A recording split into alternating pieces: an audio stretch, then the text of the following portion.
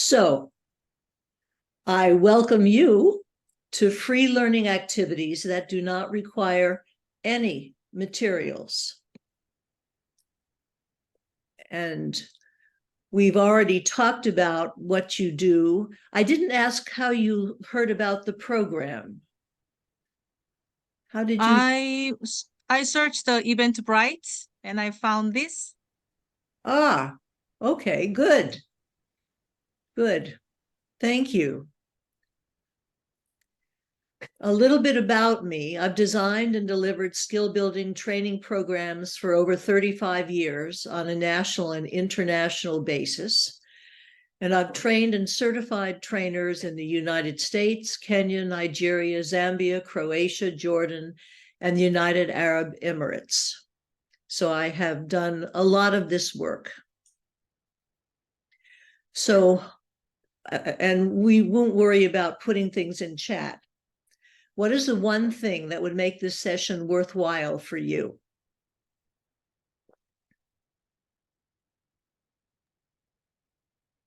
How would you answer that? Interaction.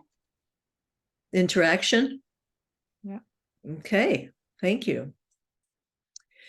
So, how many of you feel that the most effective learning activities are expensive? Have you ever thought that?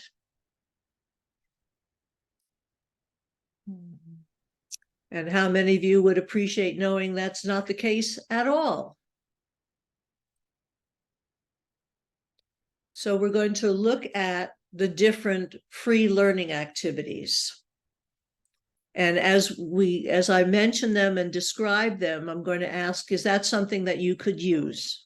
Okay. And you can either, if you would just answer yes or no, that'll be great. So the first one is pop-ups. Participants pop up out of their chairs to give an answer. So my pop-up might be, what is one free learning activity that you know? Please stand up if you have an activity in mind. And people would stand up, and then I would call on them one by one. And usually I throw gifts. I throw a rubber duck or something that's not going to beam them on the head to reinforce people standing up and participating. Can also use it to check on comprehension. So you may have done some training on some content, and then you ask them a question about that content. If you can answer that question, please stand up. And of course, you want more people to stand up. So is that something that you could use?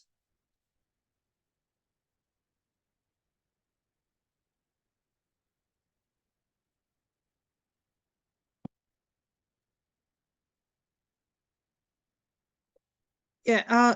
Sorry. Yes, I think so. That but at the beginning, the small gift is quite effective, and it makes them laugh and trying to get those. Even it is very small. Sometimes people are very energized by those small gift, like you said. Right. And we have shout outs where we ask a question and we ask people to just shout out the answers. So that's a simple one. Doesn't require any materials. And again, we can use it to find out what their current knowledge is. You know, if you were to say, what's one good training technique? Please shout out your answers.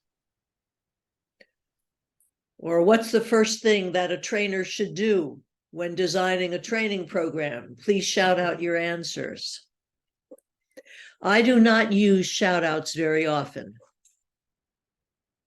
but it's something that, and typically you want to ask a question where there's only one answer. So you're not hearing 12 answers at the same time. So that's a shout out. Signaling. having participants signal answers with the hand, fingers, or thumb. So I will ask a question and I will say, if you agree with this, thumbs up. If you disagree with this, thumbs down.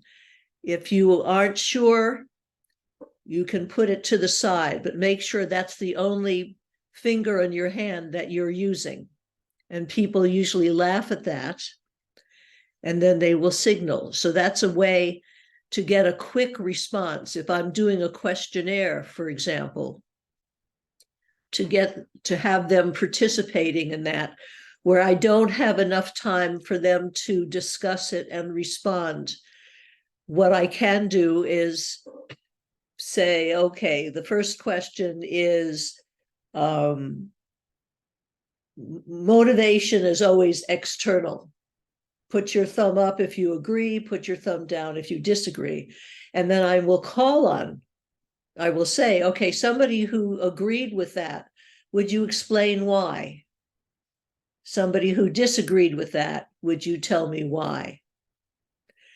So it's a way to have information. It's a way to get everybody involved. And it's a way to move on with a questionnaire, for example. Could you do something like that?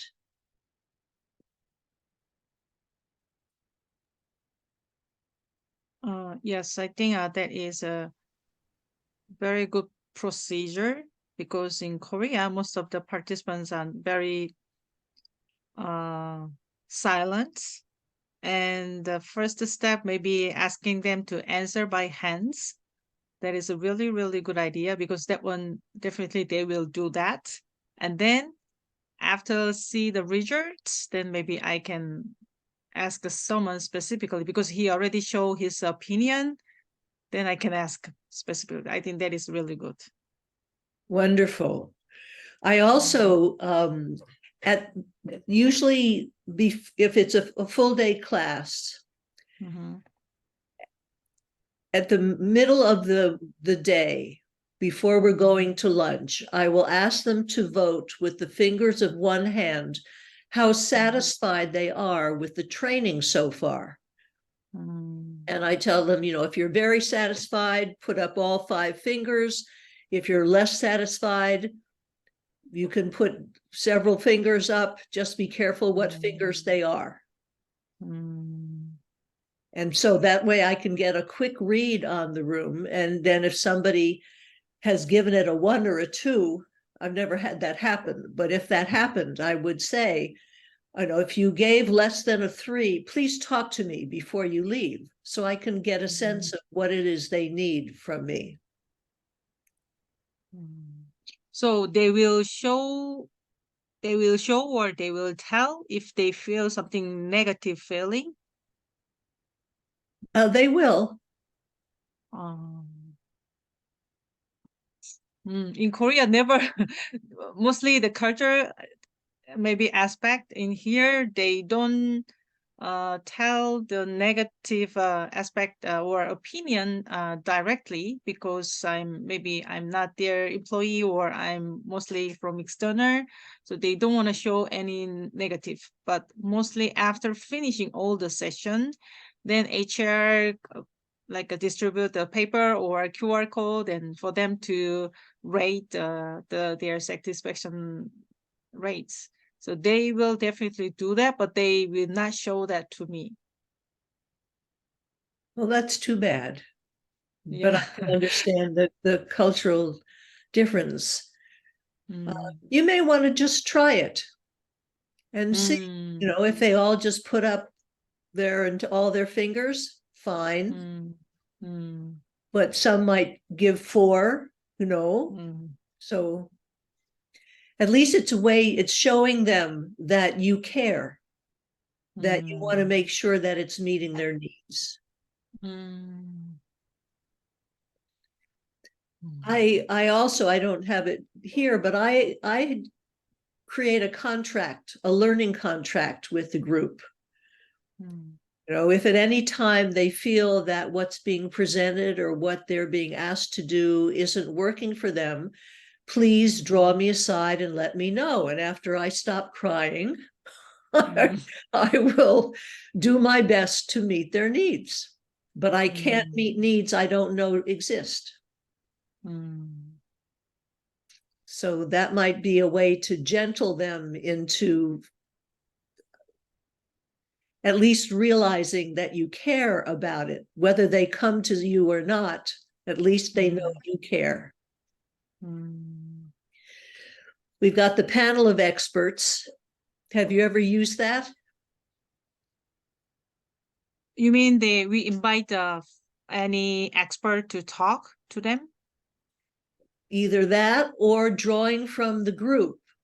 For Oh. example, I began my career in affirmative action and equal Mm. employment opportunity training and counseling. Mm. And I had, this was many years ago, there were all white males in the room. Mm. These were all training human resource managers. And we wanted them to understand how their hiring practices affected minorities. Mm. So I invited 5 friends of mine, one who was Native American, one who was Brazilian, one who was, what else did we have? Was Black, Mm. and 2 others. And they were seated at the tables working with the groups on activities as a member of the class. And then once they had worked with the groups and the groups knew them and were comfortable with them, I had them come up and be a panel of experts. Mm. And I had each of them talk about a time when they were discriminated against. And it brought tears to the eyes of the gentleman in the room because they had never thought about how these things affected people. So the experts could be drawn from people in the room, or you might bring them from outside. Mm.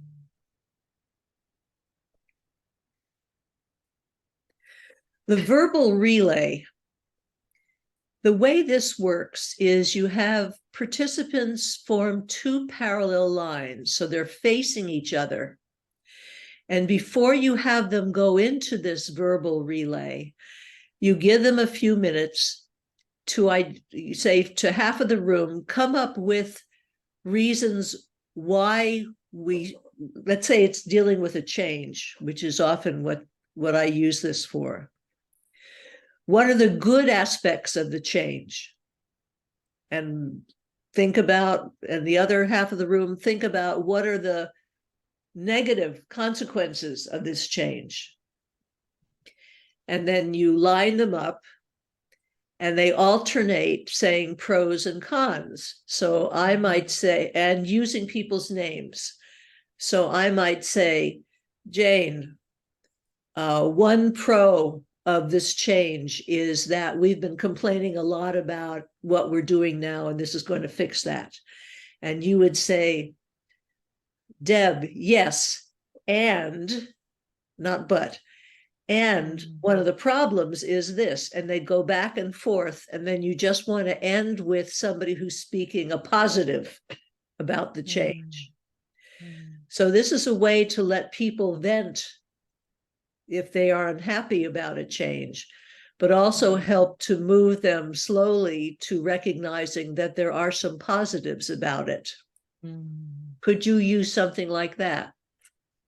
I think this is a really good idea. Okay. And then pair shares.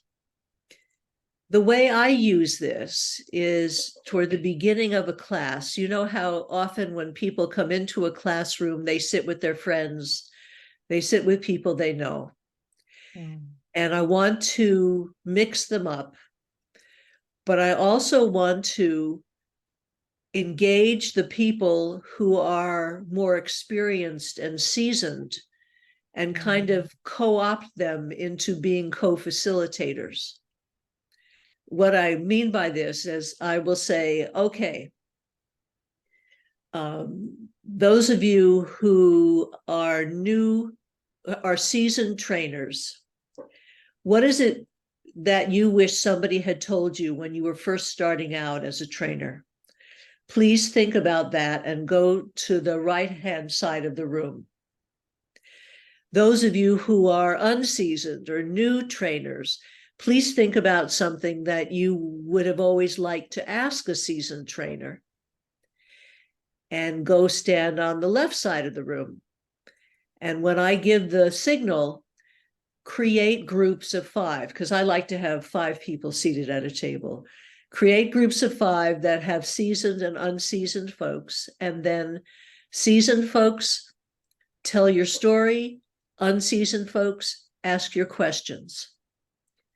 And I give them about 8 minutes or so for that, and then I say, now that is your expert group for the morning. Please go and rearrange your seating so that you could be seated with each other. People like it a lot.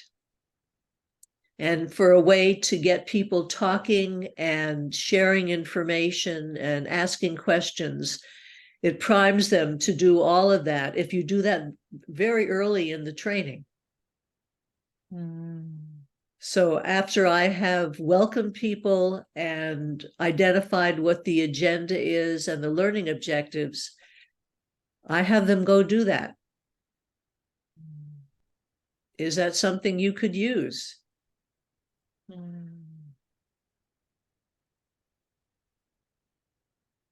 So if in the case that most of the people are in the same level, for example, like a new employee, maybe they are the same condition, or maybe mid manager, they just promoted. Maybe in this case there is no seasoned or unseasoned, so it's the level of competency would be the same. So in this case, how can I use of these activities? If there's a certain topic that you're going to talk about, you could say, how many of you have experience with this? Go to the right hand. How many of you don't have experience with this? Go to the left hand. So you can use it in that situation. It's not as easy, you're right, as using it with people where there's a difference.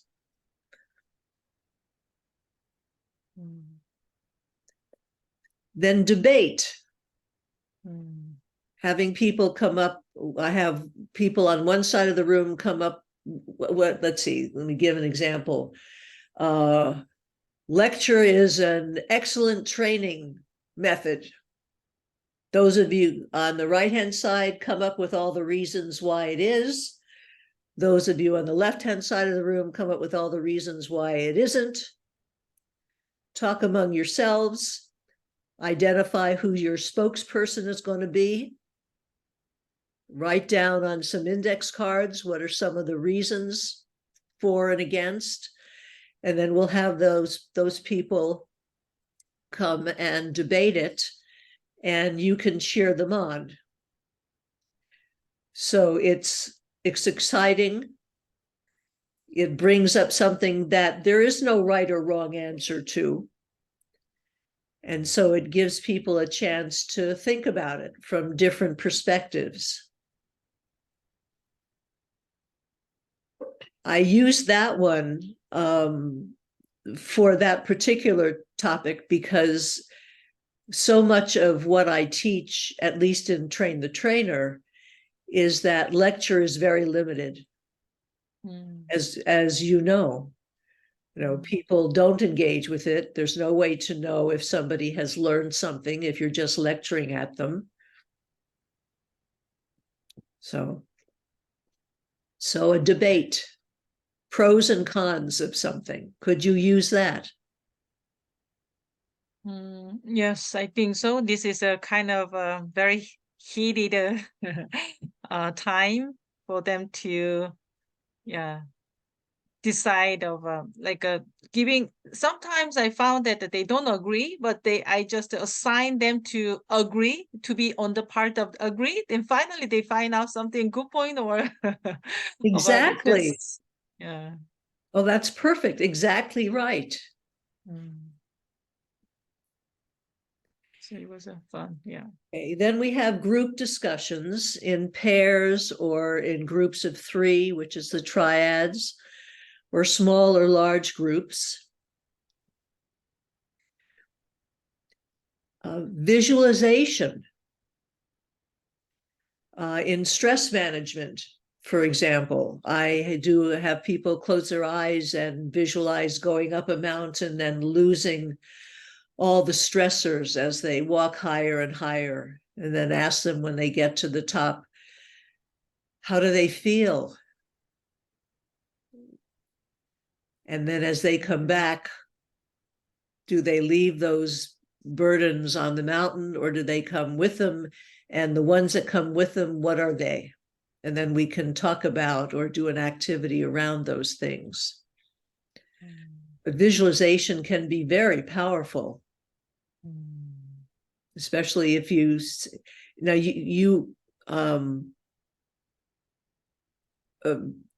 for example, I can say to a group of white males, for example, please close your eyes, and I'd like you to visualize that fact that you've been out of work for months and there is a job description that is exactly written for you.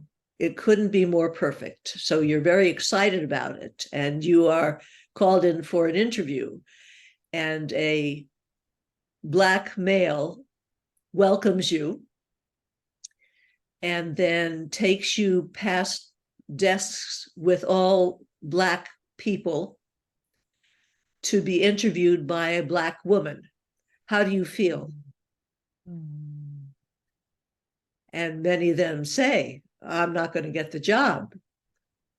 Said well, why not? Well, they're not going to like me. They're not going to be comfortable with me. I'm not going to be comfortable with them. Then I'm able to say, well, that's how any minority feels when they're coming in to interview in your company. What can you do to avoid that feeling for them? So it can be very powerful. Do you use visualization, or could you use it? I haven't tried it yet, but I need to make a very good scenario to do this, I guess. Yeah. Yes. Then walkabouts. I use this at the end of a training program. I ask people to identify what's their key takeaway and what's the first thing they're going to do to use what they've learned. And then I have them pair up with someone that they haven't spent time with in the training and go for a walk for about 4 minutes to share what they're planning to do to use what they've learned. And then when they come back, I tell them to give them a high five and sit down. We know that when people write about their goals, that increases the likelihood of them reaching them quite considerably. But if they write them and they talk about them, that commits them even further to doing what they said they would do. And people enjoy that. And then we have question and answer sessions, which are probably the easiest as the group discussion. Stump the trainer. Participants throw difficult issues at the trainer who attempts to respond. That's another variation on the question Q&A. And then skits. Participants demonstrate the characteristic of the pros and cons of something. So if I've done personality types, I can have the people who are task oriented, for example, and the people who are people oriented, have the four different groups come up with a skit that makes fun of their characteristics. So the task-oriented group might come up with a skit where they're ordering everybody around. Or the people-oriented person would come, well, you've got the idea. Have you used skits?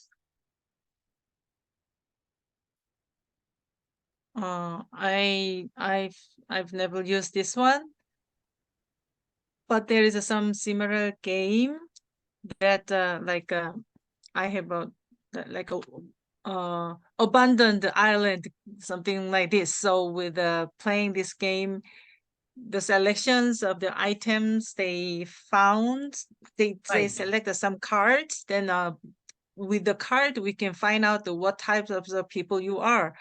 Then maybe they discuss how gonna survive together. Then if they found something similar people, for example, like who always want to escape the island, then there's no rest. But somebody who selected something like a music instrument of these things, mostly at the beginning it is very fun because it looks like we are in an island and then abandoned island, but we have to escape. Well, you selected such a fun things and not no something like a useless. But after I asking them to plan for 3 days of a survivor there, then if there is no fun actually for them, they realize that it is really hard just working, working, working. Well, that's wonderful. The Uh, survival game. yeah, Yeah. I have a one this card and I used a lot and I found that it is also using like inclusive mindset. So at the beginning they have some resistance. Oh, that guy is playing around even we are in this abandoned island. But later after several days they realize, oh, they also need to rest. Then this kind of diversities they something good for them. So I'm trying use this card playing game for them to realize it. Oh, that's wonderful. Okay. Then round robin answers, where you have groups work on something. Maybe there's a questionnaire and the groups have been working on the answers, and you ask, okay, table one, what's the answer to this one? Table two, did you answer it the same way or differently? Okay, table two, how did you answer this question? So you're just going around the room getting answers. Do you do that? Is this kind of the selected person have to be presented in front of others or just to answer by within their group? Answering within the group. I see, I see. Oh, yes, yes. I'm not participating then, but I giving some kind of a topic to discuss, share their experience. But yes, I asked them to write down. So maybe the other group also can see during the break time. Okay, so they're writing it on a flip chart or something where someone else can see it? Yes, yes, a flip chart and they put on the word during the break time so the other group also know what they can have more informations, not only the limited to the group idea. Okay. So there are many other, Mm. but to summarize the free learning activities, that they focus on the learners and don't require any materials, that many of them involve movement of getting people up and moving, which is always good because it brings the blood and oxygen to the brain, which energizes them and helps them stay sharp. That the free learning activities are only limited by your imagination, and they're highly interactive and experiential.